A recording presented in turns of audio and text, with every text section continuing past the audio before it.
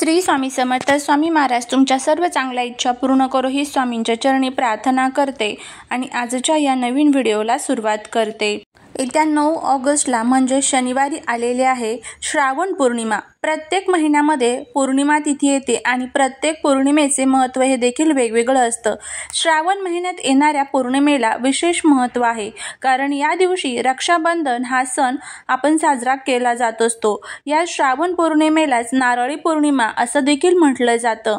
या श्रावण पौर्णिमेचा प्रारंभ हा 8 ऑगस्टला म्हणजेच शुक्रवारी दुपारी 2:12 होणार आहे आणि समाप्ती ही 9 ऑगस्टला म्हणजे शनिवारी 1:24 होणार आहे. उदया तिथीनुसार ही श्रावण पौर्णिमा 9 ऑगस्ट म्हणजे शनिवारी साजरी केली जाणार आहे. परंतु आपल्याला पौर्णिमेचे जे काही सत्यनारायण करायचे आहे तर ते 8 ऑगस्टला म्हणजे संध्याकाळी करायचे आहे, कारण या दिवशी पौर्णिमा तिथी ही दुपारीच सुरू होणार आहे आणि शनिवारी दुपारी ती संपणार आहे. आणि सत्यनारायण पूजा जी असते तर ती पौर्णिमेच्या शुभ काळामध्येच करावी असं म्हटलं जातं. म्हणून जर तुम्ही सत्यनारायण पूजा करणार असाल तर ते तुम्हाला 8 ऑगस्टला संध्याकाळी करायचे आहे. तसेच पौर्णिमेला आपण ज्या काही सेवा करतो किंवा जे काही उपाय करतो तर ते तुम्ही दोन्ही दिवशी करू शकता.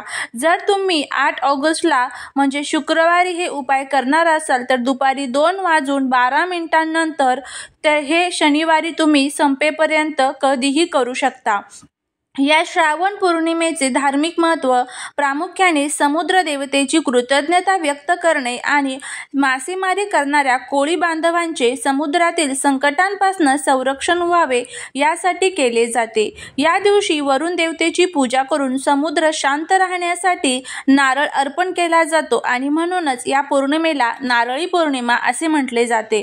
त्याचबरोबर या श्रावण नारळी पौर्णिमेला रक्षाबंधनाचा सण देखील साजरा केला जातो, जेथे बहीण आपल्या भावाच्या दीर्घायुष्यासाठी प्रार्थना करते आणि भाऊ तिला रक्षण करण्याचे वचन देतो. या सणाची उत्पत्ती पौराणिक कथेमध्ये असून यामध्ये द्रौपदीने श्रीकृष्णाच्या जखमी बोटाला साडीचा धागा बांधला होता आणि या प्रसंगातून संरक्षण आणि सुरक्षिततेचे प्रतीक म्हणून या सणाची सुरुवात झाली आणि म्हणून हा सण संपूर्ण भारतामध्ये अगदी आनंदाने आणि उत्साहाने साजरा केला जाऊ लागला.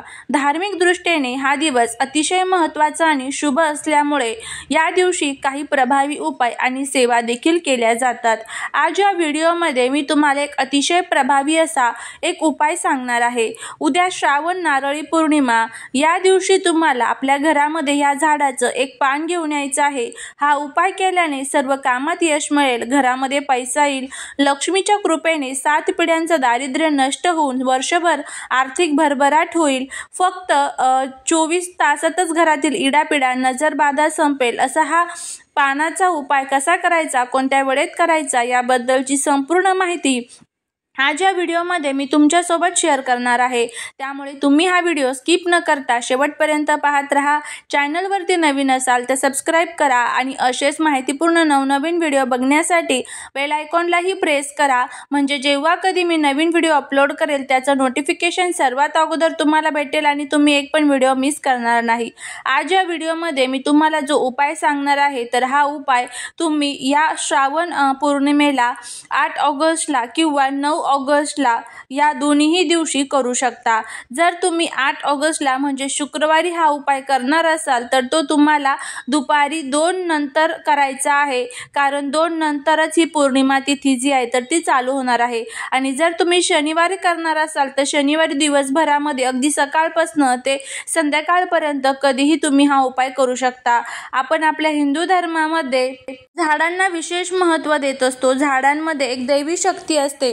झाडांची पूजा केल्यामुळे आपल्या घरामध्ये असणारी जी काही वाईट शक्ती आहे तर ते नष्ट होत असते. त्याचबरोबर आपल्या हिंदू धर्मामध्ये आपण वेगवेगळ्या प्रकारच्या झाडांची पूजा करतो.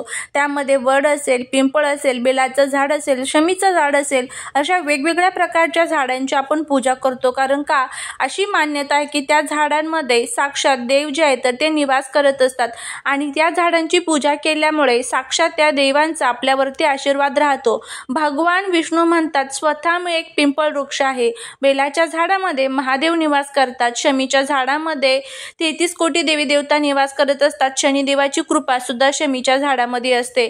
तर असे हे सर्व जे काही झाड आहेत, उंबराचं झाड असेल, उंबराच्या झाडामध्ये साक्षात भगवान विष्णू आणि त्याचबरोबर दत्तगुरू निवास करत असतात. अशी ही जी काही वेगवेगळ्या प्रकारची झाडं आहेत, तर त्या झाडांचं आपल्याला पूजन आपल्या हिंदू धर्मामध्ये करण्यासाठी सांगितलं जातं. आणि विशिष्ट तिथींवरती जर आपण या झाडांच्या संबंधित काही उपाय किंवा काही सेवा जर केल्या तर त्याचा अजून चांगला फायदा हा आपल्याला होत असतो. तर असाच हा जो एक प्रभावी उपाय आहे तर तो आपल्याला या दिवशी करायचा आहे. आपल्याला या झाडाचं एक पान जे आहे तर ते आपल्या घरामध्ये घेऊन यायचं आहे. यामुळे काय होईल तर शत्रू तुमच्या समोर गुडघे टेकवेल. तुमची कितीही कठीणातील कठीण इच्छा असेल तर ती पूर्ण होईल.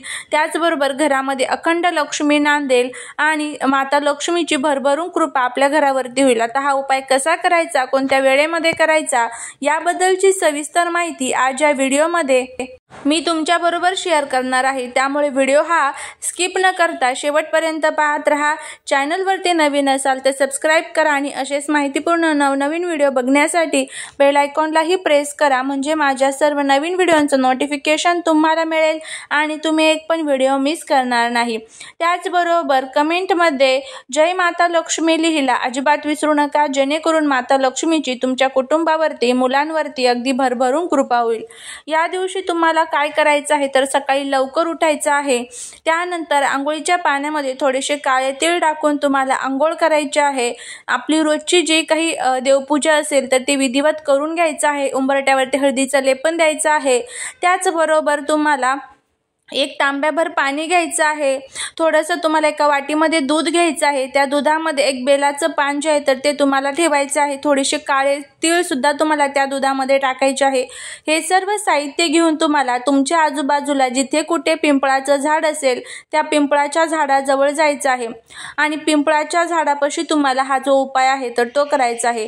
तिथे गेल्यानंतर सर्वात प्रथम तुम्हाला जे पाणी आपण आणलेलं आहे तर ते अर्पण करायचं आहे. त्यानंतर ओम नमो भगवते वासुदेवाय नमः या मंत्राचा जप करत करत तुम्हाला हे जे दूध आहे तर त्या पिंपळाच्या झाडाला अर्पण करायचं आहे. बेलाचं पान सुद्धा तुम्हाला त्या ठिकाणी अर्पण करायचं आहे. हळदी, कुंकू, अक्षदा, एखादा दिवा तुम्ही तिथे अर्पण करू शकता. अशा पद्धतीने विधिवत पिंपळाच्या झाडाचं पूजन झाल्यानंतर तुम्हाला हा जो उपाय आहे तर तो करायचा आहे. आता जर झाडाचं एखादं पान खाली पडलेलं असेल तर ते पान तुम्हाला घ्यायचं आहे. पण जर नसेल खाली पान पडलेलं तर झाडाचं पान तोडायचं, क्षमा प्रार्थना तिथे मागायची आहे. झाडाच्या तुम्हाला 5 प्रदक्षिणा मारायच्या आहे. देवी लक्ष्मीला आणि भगवान विष्णूंना प्रार्थना करायची आहे. आणि ह्या झाडाचं जे पान आहे तर ते आपल्याला आपल्या घरी घेऊन यायचं आहे. घरी आणल्यानंतर तुम्हाला ते व्यवस्थितपणे स्वच्छ धुवून पुसून घ्यायचं आहे. त्या पानावरती तुम्हाला हळदीच्या साह्याने स्वास्तिकचं जे चिन्ह असतं तर ते काढायचं आहे. मध्ये जे 2-2 डॉट असतात बघा, 4 डॉट ते काढायचे. कडेने ज्या 2-2 रेषा असतात तर त्याही काढायच्या. त्यावरती थोडेसे हळदी, कुंकू, अक्षदा अर्पण करायचं. एका लाल कलरच्या कपड्यावरती ते पान ठेवायचं आहे. त्यानंतर हे पान जे आहे तर ते असंच देवघरासमोर ठेवून काही सेवा तुम्हाला तिथे करायची आहे. तर काय सेवा करायची तर तिथे तुम्हाला एक जी माळ आहे तर ती विष्णू गायत्री मंत्राची करायची आहे.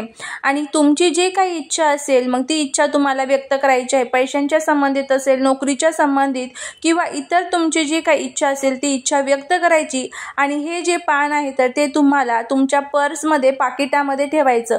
केवळ ठेवायचं जोपर्यंत हे पान खराब होत नाही तोपर्यंत तुम्ही हे तुमच्या सोबतच जे आहे तर ते ठेवायचं. नंतर तुम्हाला वाटलं की हे पान आता खराब झालेलं आहे तर नंतर ते तुम्ही निर्माल्यामध्ये टाकून देऊ शकता. या उपायाने देवी लक्ष्मी ही आपल्यावरती साक्षात प्रसन्न होईल. कारण शनिवार आणि पौर्णिमा ही एकाच दिवशी आलेली आहे. लक्षात ठेवा, शनिवारी पिंपळाच्या झाडाचे आपण विधिवत पूजन करत असतो. पौर्णिमेच्या दिवशी जर पिंपळाच्या झाडाची आपण पूजा केली तर याचे खूप खूप चांगले फायदे आपल्याला होतात. साक्षात देवी लक्ष्मी आपल्याला प्रसन्न होत असते. असा हा प्रभावी उपाय आपल्याला करायचा आहे. तर नक्की तुम्ही हा जो उपाय आहे तर तो करून बघा. तुम्हाला याचा फायदा हा खूप चांगल्या पद्धती होईल. करून बघा, फायदा झालेली सेवा ही महाराजांच्या चरणी रुजू करते. श्री स्वामी समर्थ.